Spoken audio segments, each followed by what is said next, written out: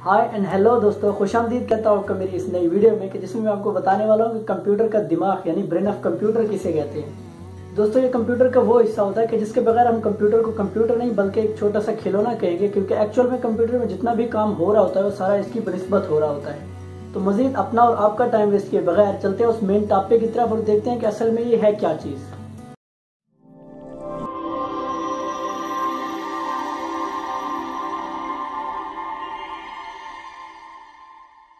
दोस्तों, कभी आपने सोचा है कि कंप्यूटर क्यों कर इतना एक्यूरेट है कि जो काम भी उसको दिया जाए वो बगैर किसी गलती के उसको दिए गए वक्त में पूरा करके देता है। क्योंकि जिस तरह हमारे जिस्म में तमाम कामों को संभालने के लिए दिमाग का अहम किरदार होता है, उसी तरह कंप्यूटर में तमाम कामों को संभालने के लिए भी प्रोसेसर का एक अहम किरदार होता है। तो आज की वीडियो में आपको प्रोसेसर को आसानी से समझाऊंगा, तो वीडियो को स्किप किए बगैर देखिएगा, क्योंकि तमाम तर वीडियो आपको आसानी से समझ आ जाए। दोस्तों, प्रोसेसर एक छोटी सी चिप होती है जो कंप्यूटर के मदरबोर्ड में लगी हुई होती है, और ये छोटे छोटे कंडक्टर्स पर मुश्तमिल होती है जिनको मेटल ऑक्साइड सेमीकंडक्टर आईसीज कहते हैं। और प्रोसेसर का मेन काम डाटा को प्रोसेस करके इन्फॉर्मेशन में चेंज करना होता है। डाटा को प्रोसेस करके इन्फॉर्मेशन में चेंज करने के तरीके में प्रोसेसर 4 बड़े मराहिल यानी फैचिंग, डिकोडिंग, एग्जीक्यूटिंग और स्टोरिंग से गुजरता है। इन चारों मराहिल को बासानी समझने के लिए मैं एक और तफसीली वीडियो बनाऊंगा।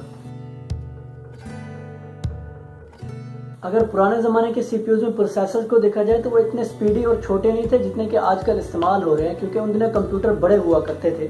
उन दिनों के प्रोसेसर कुछ इस तरह हुआ करते थे। दोस्तों, प्रोसेसर की स्पीड और परफॉर्मेंस की बिना पर उनकी अकसाम कर दी गई है, और आजकल उनकी 2 बड़ी अकसाम एक दूसरे के मुकाबले में जा रही हैं।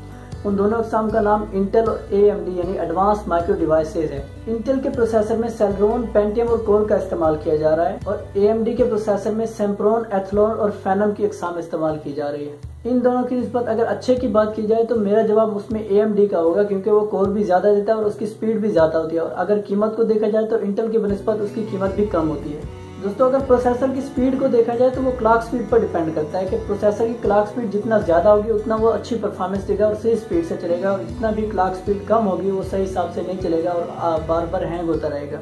और क्लॉक स्पीड को अगर देखा जाए तो 3.5 गीगाहर्ट्ज से 4 गीगाहर्ट्ज तक के क्लॉक स्पीड प्रोसेसर के लिए सही हो सकती है, लेकिन ये कोर पर डिपेंड करता है कि जितना ज्यादा प्रोसेसर के कोर होंगे उतना ज्यादा प्रोसेसर स्मूथली चलेगा और सही हिसाब से स्पीडी चलेगा। दोस्तों, अगर प्रोसेसर के काम करने के तरीके को देखा जाए तो ये ALU यानी अरिथमेटिक लॉजिक यूनिट के तहत काम करता है। अरिथमेटिक और लॉजिकल क्वेश्चंस दोनों को प्रोसेस करके ये आउटपुट देता है। ये तमाम बातें समझने के बाद आप ये सोच रहे होंगे कि ये प्रोसेसर मदरबोर्ड में किस जगह पर लगा होता है और ये कैसा दिखता है।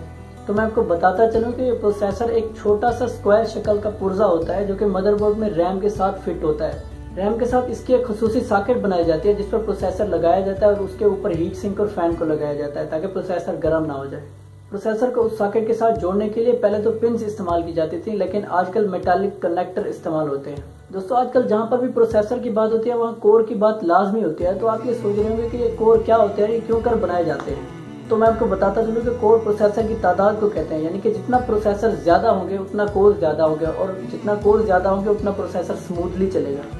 तो बेसिकली एक कोर i7 की स्पीड एक सिंगल कोर से बहुत ज्यादा होती है, क्योंकि वो कोर i7 है उसमें बहुत से कोर एक ही चिप में इम्बेड होते हैं और सिंगल कोर में जस्ट एक ही कोर होता है। तो आखिर में मैं आपको हैरानगी की बात बताता चलूं कि प्रोसेसर में कोई भी मेमोरी नहीं होती। ये तमाम तर काम करने के लिए रैम, कैश मेमोरी, रजिस्टर और स्टोरेज का इस्तेमाल करता है। तो दोस्तों, इस वीडियो से अगर आपको कुछ सीखने को मिला तो वीडियो को लाइक करें और चैनल को सब्सक्राइब करें, ताकि आगे आने वाली तमाम वीडियोस आपसे मिस ना हो यार, क्योंकि बहुत सा कंटेंट अच्छा बनाने वाला हूँ। तब तक के लिए बाय।